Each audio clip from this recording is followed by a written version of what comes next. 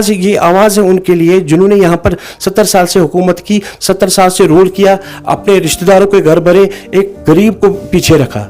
गरीब उतना ही गरीब है जितना वो पहले था, अमीर उतना ही अमीर बन रहा है जितना वो उससे भी ज़्यादा अमीर बन रहा है। हम प्राइम मिनिस्टर जी का वेलकम करते हैं, स्वागत करते हैं उनका, क्योंकि वो हमारे प्राइम मिनिस्टर है और हमें उम्मीद है उनसे, जम्मू कश्मीर के आवाम को अब उनसे उम्मीदें हैं कि वो राहत का कुछ पैकेज यहाँ पर लाएंगे हमारी यूथ के लिए, हमारे जम्मू कश्मीर आवाम के लिए।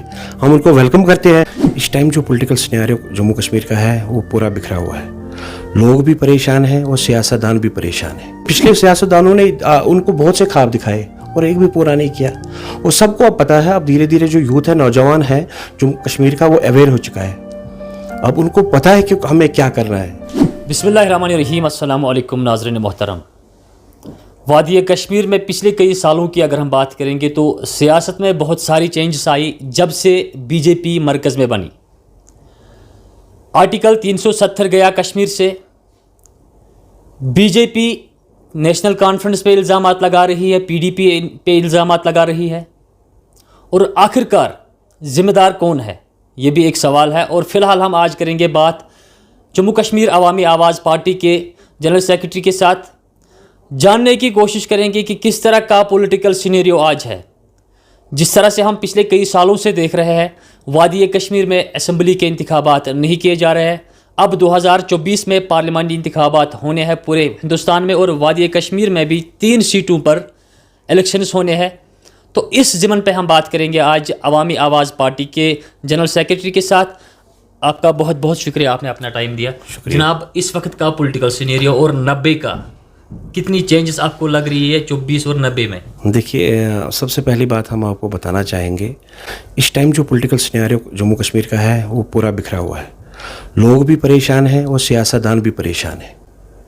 आप देखिए, इस वक्त ब्यूरोक्रेसी जो यहाँ पर है वही एडमिनिस्ट्रेशन चला रही है और लोग बड़ी प्रॉब्लम्स फेस कर रहे हैं। लोग जाए तो जाए कहाँ?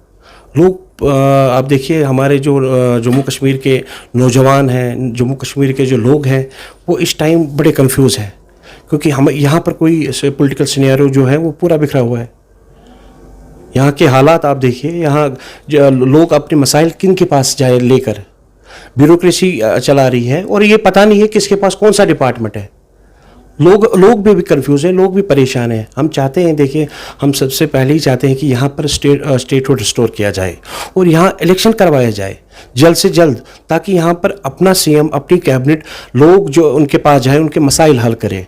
हमारा पार्टी का मंशूर ही पहले ही था कि हम सबसे पहले हम चाहते हैं कि जम्मू कश्मीरी लोग जो इस दलदल में फंसे हैं वो उससे निकले, क्योंकि पिछले सियासतदानों ने उनको बहुत से ख्वाब दिखाए और एक भी पूरा नहीं किया। और सबको अब पता है, अब धीरे धीरे जो यूथ है, नौजवान है जम्मू कश्मीर का, वो अवेयर हो चुका है। अब उनको पता है कि हमें क्या करना है। और हम देखिए, हमारी पार्टी में अभी दिन ब दिन यूथ आ रहा है, यूथ की ज्वाइनिंग हो रही है। हम बड़े खुश हैं, ये कश्मीर के लिए अच्छी बात है, क्योंकि अब यूथ आ रहा है, यूथ अपने हाथ में बागडोर लेना चाहता है। और ये आवाज़ है उनके लिए जिन्होंने यहाँ पर 70 साल से हुकूमत की, 70 साल से रूल किया, अपने रिश्तेदारों के घर भरे, एक गरीब को पीछे रखा। गरीब उतना ही गरीब है जितना वो पहले था, अमीर उतना ही अमीर बन रहा है जितना वो उससे भी ज़्यादा अमीर बन रहा है। ये हमारे सियासतदानों की वजह से है, क्योंकि उन्हें अपने रिश्तेदारों के घर भरे, अपने घर भरे, एक गरीब की तरह उन्होंने तवज्जो नहीं दिया। और हमारी जम्मू कश्मीर अवामी आवाज़ पार्टी गरीब को पहले प्रेफरेंस दे रही है। हमारी पार्टी में जो वर्कर है, वो एक वर्कर का जो कद है वो एक लीडर का है, और जो लीडर का कद है वो एक वर्कर का है। तो हमें बताइए कि जिस तरह से आपने पिछले 70 सालों की बात की, तो नेशनल कॉन्फ्रेंस, पीडीपी या कांग्रेस आज भी कोalition में पार्लियामानी इंतखाबात लड़ने की कोशिश कर रही है। फिलहाल अगर हम देखेंगे 90% उनका फैसला है कि हम कोalition में करेंगे। 3 सीटों पे, चाहे अनंतनाग की बात करेंगे, बारामूला की बात करेंगे, श्रीनगर की बात करेंगे, तो क्या लगता है आपको लगता है कि वही फिर से करेंगे, वही राज फिर से किया जा रहा है जिस तरह से इन तीनों पार्टियों ने गठजोड़ किया? देखिए, अभी वो कुछ भी करने के लिए तैयार है, क्योंकि उनको पता है कि इस बार उनकी चलेगी नहीं, लोग उनके साथ नहीं है। यूथ देखिए, एक यूथ जो होता है वो बैकबोन होता है। मैं बार बार बोलता हूँ, यूथ को बढ़ावा देना चाहिए, और यूथ अभी अवेयर हो चुका है। अब इनको एक फ्रस्ट्रेशन से आ गई है। अब ये ज्वाइनिंग, चाहे बीडीपी, चाहे एनसी, चाहे कांग्रेस करे, तब भी ये पीछे ही है, क्योंकि अब इनका कुछ नहीं चलेगा। अब ये तो कल को ये बीजेपी के साथ भी कोalition कर राजी हो जाएंगे। इनको भूख है पावर की और उनको लोगों के साथ कुछ नहीं है। मुझे बताइए 70 साल से लोगों को क्या दिया उन्होंने? ये तो पूरा जम्मू कश्मीर जानता है क्या दिया लोगों को। हमारे नौजवानों को इन्होंने कब्रिस्तान, आप देखिए कब्रिस्तानों में भर दिया वहां पर। हमारे जो नौजवान हैं उनको यूज करके वो अभी जेलों में है, जिनको ये बोल रहे हैं कि वो स्टोन कलेक्टर्स है, उनको हम गवर्नमेंट से ये अपील करना चाहेंगे कि उनको मौका दीजिए, उनको वापस एक मौका दीजिए क्योंकि वो अच्छे ट्रैक पे आए। क्योंकि ये उनकी गलती नहीं है, ये हमारे सियासतदानों की गलती है। उनको बनाया गया उस तरह। बिल्कुल, ये हम उनको देखिए, अवाम को उनको हिसाब देना है। अवाम को जिन्होंने भी यहाँ पर 70 सालों से राज किया, अवाम को उनको हिसाब देना है। यूथ को भटकाया गया, कोई यूथ की बात नहीं करता है। जो जेलों में पड़े हैं, जो अभी तक आप देखिए कितने फैमिलीज हमारे पास आती हैं, वो हमें बोलते हैं कि हमारे बच्चे बंद हैं, उनके एक मौका दिया जाए। हम क्या कर सकते हैं? हम तो सिर्फ गवर्नमेंट ऑफ इंडिया से रिक्वेस्ट कर सकते हैं कि उनको मौका दिया जाए। उनको अभी पूरा हक है सुधरने का। तो हम अगर देखते हैं कि ये तीन पार्टियां गठजोड़ कर रही, इनको आपको लग रहा है कि इनको डर है कि बीजेपी और बाकी जो पार्टियां हैं इनसे बचने के लिए इन्होंने गठजोड़ किया? बिल्कुल, इनको पता है कि इनको अब ये जो बचा नहीं बिल्कुल इनके पास कोई बचा नहीं है। अब अभी आप कुछ भी कर सकते हैं। ये मैंने बोला आपको, पावर के लिए अभी कुछ भी कर सकते हैं, क्योंकि जो पॉलिटिकल सिनेरियो इस टाइम है वो बिखरा हुआ है। मैं बता रहा हूं, ये कंफ्यूज लोग भी हैं और कंफ्यूज पॉलिटिकल पार्टीज भी है कि इस टाइम उनको ये पूरा पता है कि कुछ जो पहले नेशनल का होता था दबदबा पीडीपी का, वो अब खत्म हो चुका है। मैं इनको बताना चाहूंगा, कश्मीरी यूथ जाग चुका है। अब नहीं चलेगा। अब आपको हर किसी जो आपने काम किए हैं उसका हिसाब देना पड़ेगा, और इंशाल्लाह हम इनसे हिसाब लेंगे। हमारा जम्मू कश्मीर का यूथ इनसे हिसाब लेगा। नेशनल कॉन्फ्रेंस का जो इस वक्त उमर अब्दुल्ला है, उन्होंने पहले कहा था कि जब तक आर्टिकल 370 वापस नहीं आएगा या उसके बाद स्टेटहुड वापस नहीं आएगा, मैं कोई इलेक्शन नहीं लड़ूंगा। मगर इस वक्त वो तैयारियां कर रहा है इलेक्शन लड़ने के लिए, क्योंकि वो बातें कहाँ गई उसकी, वो वादे कहाँ गए? मैं वही बता रहा हूँ, ये तो उनसे आप सवाल पूछिए। बोलते वो कुछ और है, करते वो कुछ और है। यही तो करते आए हैं ये लोग। एक कश्मीरी को इन्होंने धोखा ही दिया है, ख्वाब दिखाए, झूठे वादे किए उनके साथ। और अब मैं बार बार बता रहा हूं, अब इनको वो जो बौखलाहट आई है, अब ये कुछ करने के लिए भी तैयार है। चाहे ये पीडीपी ये बीजेपी के साथ भी जाने के लिए तैयार होंगे, ये कुछ भी कर सकते हैं। लेकिन इस टाइम इनकी अब चलेगी नहीं, क्योंकि हम बता रहे हैं यूथ अब आगे आ रहा है। ये अच्छी बात है, कश्मीर के लिए भी अच्छी बात है कि यूथ पॉलिटिक्स में अब आ रहा है। वो चाहता है कि बागडोर उनके हाथ में आए, पढ़ा लिखा यूथ जो भी बेकार है। आप देखिए हमारे यहाँ कितनी अनएम्प्लॉयमेंट यूथ है जो बेरोजगार बैठे हैं, जो पढ़े लिखे नौजवान हैं, और आधे तो गलत ट्रैक्स पे भी जा रहे हैं, आपको पता है। हम चाहते हैं कि यहाँ सबसे पहले यूथ के बारे में सोचें। जो हम गवर्नमेंट ऑफ इंडिया से ये बताना चाहेंगे कि जो कश्मीर का यूथ है उनके बारे में सोचें, उनके लिए कुछ राहत का फरमान सुनाएं। नदीम साहब, मुझे बताइए कि 7 तारीख को प्राइम मिनिस्टर इंडिया यहाँ पे आने वाले हैं, तो क्या क्या तवक्कात रखेंगे आप और किस तरह से उस दौरे को आप देख रहे हैं? देखिए, हम प्राइम मिनिस्टर जी का वेलकम करते हैं, स्वागत करते हैं उनका, क्योंकि वो हमारे प्राइम मिनिस्टर है। और हमें उम्मीद है उनसे, जम्मू कश्मीर के आवाम को अब उनसे उम्मीदें हैं कि वो राहत का कुछ पैकेज यहाँ पर लाएंगे हमारी यूथ के लिए, हमारे जम्मू कश्मीर आवाम के लिए। हम उनको वेलकम करते हैं और हम उनको ये रिक्वेस्ट करते हैं कि वो जो नई नई पॉलिटिकल पार्टीज़ हैं उनको एक बार वो मौका दे, यूथ को आगे आने का मौका दे, उनसे मिले, उनके विचार सोचें, उनकी बातें देखें, उनका विजन देखें। हम चाहते हैं कि वो हमसे मिले। जो भी पॉलिटिकल पार्टीज नई निकली हैं उनको एक बार उनको मिलना चाहिए, उनकी सोच भी देखनी चाहिए। 70 साल से तो उनको पता है, उनको भी वो खूब भी पता है कि 70 साल से जम्मू कश्मीर में क्या हुआ है। हमें रिक्वेस्ट करते हैं उनसे कि पॉलिटिकल पार्टी जो नई बनी है उनको एक बार वो अपने पास बुलाए, अपने कीमती टाइम में से थोड़ा टाइम उनको दे, उनके विचार भी देखे, उनका विजन भी देखे कि वो क्या चाहते हैं, यहाँ का आवाम क्या चाहता है, यहाँ का यूथ क्या चाहता है।